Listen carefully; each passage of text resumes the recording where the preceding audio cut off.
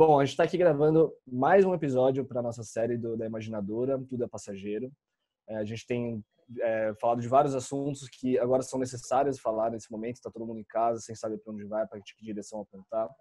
E hoje a gente convidou aqui o Luiz Vabo. Hoje ele é professor da INSPER, ele é fundador da Vabo 23 Educação. Ele fala muito sobre empreendedorismo, ele ajuda empreendedores a crescer, usando principalmente a tecnologia como uma aliada. A gente queria começar hoje esse assunto, na verdade, perguntando, nesse momento, qual que você acha que seria o primeiro passo para o empreendedor que está em casa, que caiu nessa situação de paraquedas, sair dessa situação e ir até usando a tecnologia como aliado, já que nesse momento a tecnologia é a única coisa que está a nosso favor. Queria que você desse uma introdução do que você acha do assunto. Oi, Léo. Em primeiro lugar, muito obrigado pelo convite. Prazer estar aqui conversando com você. O que nós estamos vendo nesse momento, primeiro, um momento único na história da humanidade.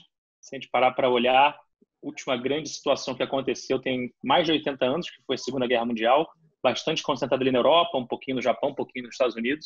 E a guerra que a gente enfrenta hoje é uma guerra efetivamente mundial, global, afetando todos os países, uns mais, outros menos, mas o mundo inteiro dentro do mesmo barco. E aí o efeito que isso está gerando dentro das empresas e das pessoas, na situação das pessoas e nas empresas, é que se a gente pudesse pegar um lado bom aí, entre muitas aspas, é que o mundo conseguiu começar um processo forte de digitalização em semanas, o que poderia demorar provavelmente anos para que pudesse se consolidar. Então, o fenômeno efetivo de ter que transferir aulas, ter que transferir empresas, reuniões, o teletrabalho para o home office e para diversas estruturas descentralizadas para que o trabalho pudesse continuar sendo feito, esse processo de digitalização só está sendo possível devido ao avanço da tecnologia. Então, eu acredito que esse é um lado bom, ou seja, várias pessoas poderiam já ter tido a oportunidade de fazer home office, mas ainda não estavam tão acostumados e agora, infelizmente, estão tendo que aprender na marra. Ou seja, como é que eu me mantenho disciplinado, como é que eu melhoro a minha produtividade, como é que eu não deixo afetar o meu trabalho, como é que a gente continua podendo trabalhar normalmente, fazendo as reuniões. Então, acho que esse efeito da digitalização é um efeito positivo. Ou seja, se a gente parar para pensar e fizer uma análise simples, pega uma cidade como São Paulo. Se quando tudo voltar ao normal, nós implementarmos o home office, se em média, pelo menos um dia por semana as pessoas trabalhem em casa, ou seja, pode ser que tenha gente que não faça home office, tem gente que passa 2, 3 dias. Na média, todas as pessoas, população de São Paulo, vai ficar um dia em casa por semana. Nós vamos ter 20% a menos de trânsito, 20% a menos de poluição, 20% a menos de custo de escritório para as empresas, que elas podem expandir sem precisar aumentar o custo. Ou seja, existe um lado muito positivo das pessoas estarem aprendendo a manter sua produtividade nesse home office, e isso só é viável porque a tecnologia permitiu, seja através da banda larga, capacidade de processamento, capacidade de segurança. Então, acho que essa é uma tendência que veio e vai ficar. Então, eu queria até, indo nesse caminho, qual você acha que é o principal desafio de empreendedores, principalmente, para atingir essa digitalização, pessoas que ainda não tinham feito isso, que agora perceberam a necessidade? Qual que é o principal desafio delas? E qual que é o caminho a tomar? Eu vejo 2 desafios em paralelo. O primeiro é o desafio de curtíssimo prazo, que é o desafio efetivamente de sobrevivência.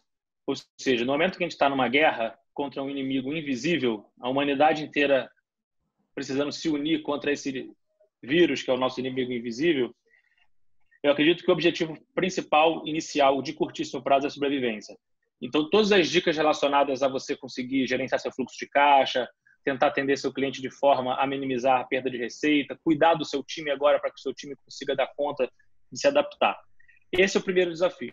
O segundo desafio é o que eu vejo no âmbito individual das pessoas, ou seja, o empreendedor tendo como objetivo, sendo líder, precisando fazer com que as pessoas efetivamente consigam manter a produtividade e também lidem com uma outra crise que está acontecendo, mas que normalmente não aparece nas manchetes de jornal, que é a crise psicológica, que é a crise emocional. Ou seja, a crise de saúde gerou uma crise econômica e está gerando talvez uma crise pior do que todas, que é a crise emocional. O ato da gente não poder sair de casa, de não poder encontrar nossa família, nossos amigos, de ter que rever nossa rotina, eventualmente isso vai gerar um aumento de depressão, vai gerar um aumento de violência doméstica, vai aumentar o número de divórcios. Isso já está acontecendo, mas está sendo pouco falado. Na minha visão, como líder empreendedor, o empreendedor ele precisa orientar o seu time de como que ele aproveita esse momento também para se desenvolver do ponto de vista de inteligência emocional e de disciplina. E são duas habilidades comportamentais que, infelizmente, a gente ainda não ensina na escola, mas que fazem toda a diferença quando a gente vai pensar o mundo corporativo. Mas acho que você falou com mais uma coisa importante, esse equilíbrio entre tecnologia e o humano, o ser humano, um equilíbrio entre o home office e o trabalho no escritório.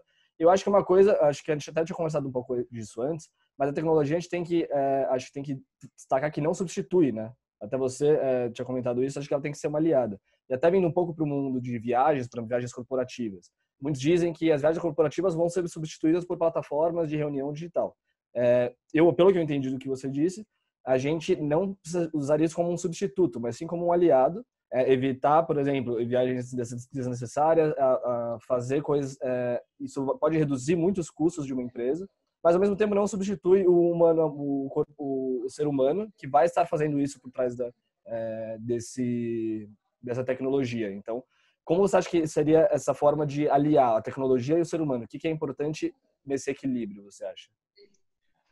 Legal. Conforme você foi falando, isso me remeteu muito ao paradoxo de Moravec. Não sei se você já ouviu falar. O paradoxo de Moravec, ele diz o seguinte: tudo aquilo que era difícil passou a ser fácil. E tudo aquilo que supostamente era fácil passou a ser difícil. Então é o seguinte: antigamente era muito difícil para o cérebro humano, a nossa capacidade de processamento, fazer cálculos muito complexos. Hoje em dia o computador faz isso, ainda mais com um computador quântico, faz isso em frações de segundo. Em compensação, aquilo que a gente achava que era fácil, que era a relação interpessoal, capacidade de comunicação, capacidade de empatia, isso o computador jamais vai conseguir nos substituir. Então, se a gente tiver atividades mecânicas de repetição, em que existem padrões, e isso for feito por um ser humano, efetivamente a máquina vai substituir. Mas a oportunidade que nós temos é de conseguir adaptar-nos a essa situação, reformularmos o nosso modelo educacional para permitir que essas pessoas possam seguir carreiras novas e que sejam relacionadas àquilo que a máquina impossível irá substituir, que é exatamente as capacidades humanas. Então, um exemplo claro do paradoxo de Moravec, imagina uma situação em que você tem que abrir uma porta 1000 vezes. Se a porta estiver perfeitamente colocada, se a chave entra na fechadura 1000 vezes da mesma forma, a máquina vai fazer isso muito mais rápido que o ser humano. Mas lembra aquela situação que você está em casa e que a porta ela não está muito encaixada? Você tem que jogar a chave um pouquinho para cá, tem que puxar a porta, você tem que empurrar com o ombro, puxar com a mão e aí no final você dá um jeitinho e a porta abre. Essa flexibilidade é uma metáfora do que o ser humano vai ser capaz. A máquina é impossível, ela jamais vai conseguir dar o jeitinho ali para conseguir abrir essa porta. Qual o paralelo que a gente pode fazer com as diversas outras profissões, carreiras, possibilidades, oportunidades que surgirão pelo fato de que o trabalho mecânico vai ser feito pela máquina, vai ser feito por uma capacidade de inteligência artificial muito grande, mas, por outro lado, essa flexibilidade, essa inteligência emocional, essa empatia, essa capacidade de criar soluções, isso a máquina não vai conseguir porque não tem padrões anteriores. E isso o ser humano vai ser sempre, prioritariamente, vai sempre ser capaz de fazer. Então, quando me dizem que a inteligência artificial vai tirar empregos, realmente, eu acredito que sim. Porém, o que eu vejo é que hoje em dia nós perdemos mais empregos não para a inteligência artificial, mas sim para a falta de inteligência emocional. Pelo fato de nós nos cristalizarmos em termos estamos sempre fazendo desse jeito. Como que agora eu consigo perceber que esse jeito foi o que nos trouxe até aqui, mas não é mais suficiente? Eu vou ter que melhorar, eu vou ter que mudar, eu vou ter que me adaptar. Então, uma definição boa de adaptabilidade é a sua capacidade de aprender rápido, desaprender e reaprender. Isso é fundamental que a gente possa desenvolver nas pessoas. E eu acredito que o grande desafio é porque o ser humano ele gosta de buscar a zona de conforto. Só que as oportunidades elas estão fora da zona de conforto. Então a Sim. mudança é fundamental que primeiro as pessoas estejam sensibilizadas de que vai precisar mudar. E em segundo lugar é que a gente consiga fornecer ferramentas para que elas mudem. Então tem um estudo que está dizendo agora que as crianças que estão agora com até 10, 11 anos de idade são a geração alfa. Provavelmente nós somos a geração milênio, geração Y, pessoal que está com 18, 17, 16 anos, geração Z, e as crianças, geração alfa. Essa geração alfa, a estimativa é que eles vão ter por volta de 8 carreiras no decorrer da Nossa. vida. Não são cargos, são carreiras.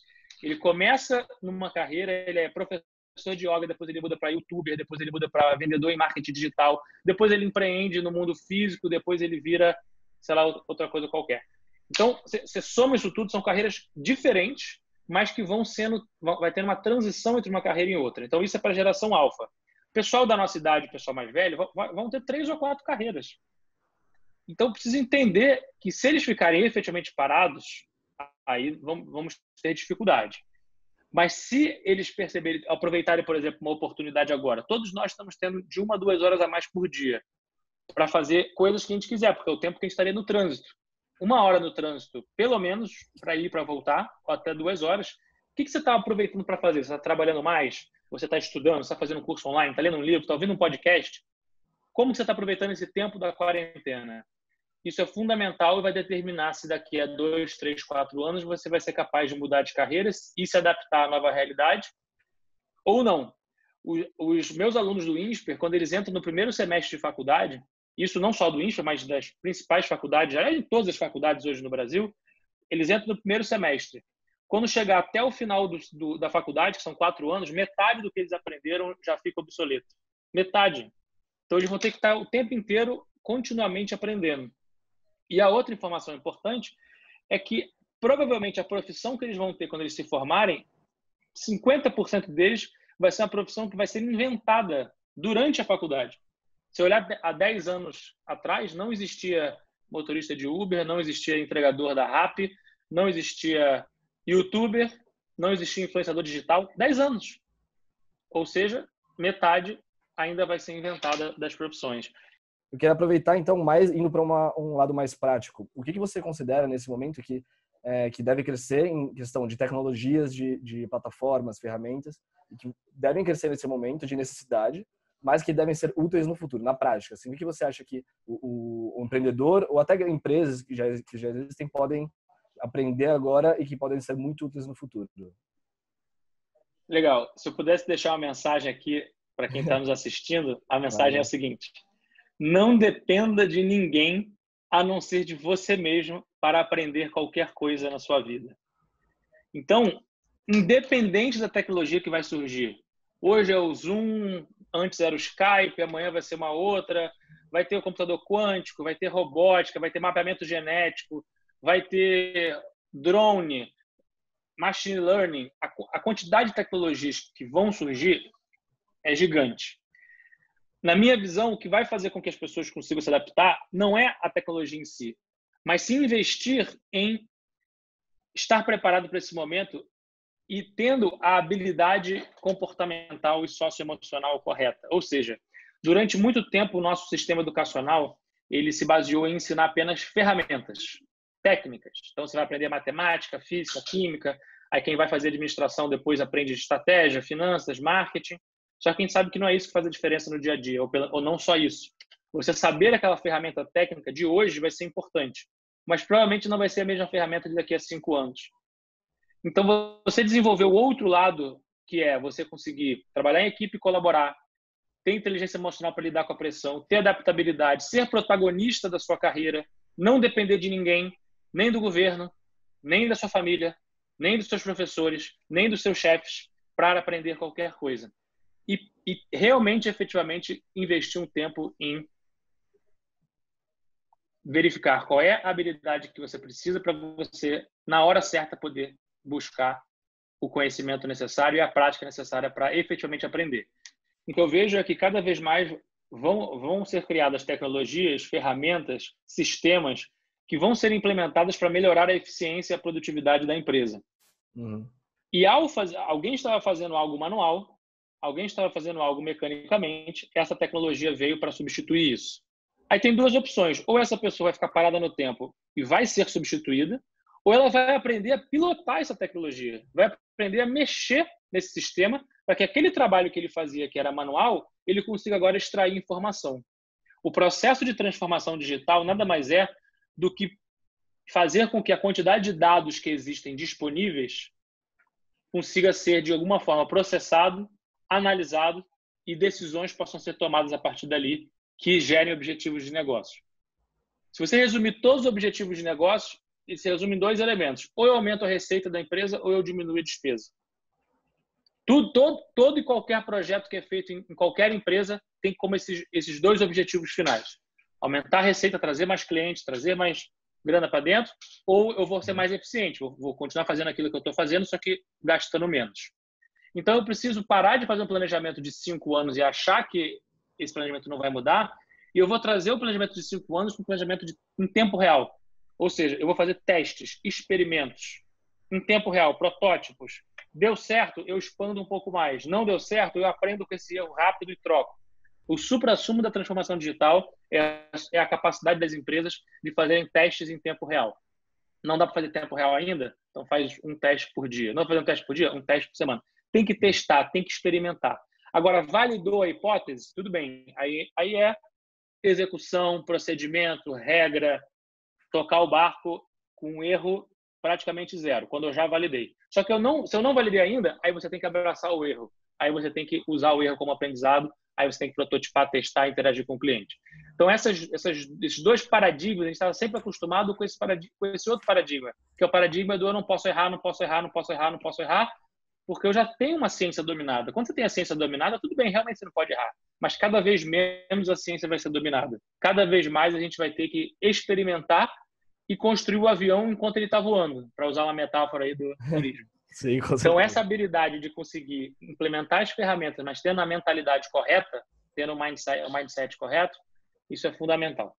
Super legal, acho que a gente caminhou por vários assuntos relacionados a esse mercado, mas acho que é mais nesse caminho mesmo. Você quer acrescentar mais alguma coisa, uma mensagem? E a mensagem final, sem dúvida, é que eu sou muito otimista, eu acredito que o mundo vai sair melhor dessa, a gente vai aprender a colaborar mais, a gente vai aprender a ser mais produtivo, a gente vai aprender a se autoconhecer, a gente vai aprender a ter uma inteligência emocional melhor, a gente vai aprender que a gente precisa efetivamente não ficar na nossa zona de conforto, que a gente precisa sempre evoluir e que a gente não depende de ninguém a não ser de nós mesmos para aprender. Então, a escolha que você faz hoje de investir no seu próprio desenvolvimento é o que vai definir quem você vai ser nesse mundo novo que vai emergir logo após o fim do coronavírus. E acho que é esse caminho mesmo. Então, Vabo, muito obrigado por toda a sua intenção. E quem gostou, continua assistindo a nossa série Tudo é Passageiro. Tem vários conteúdos legais nesse momento e necessários. E até a próxima e um grande abraço para todos.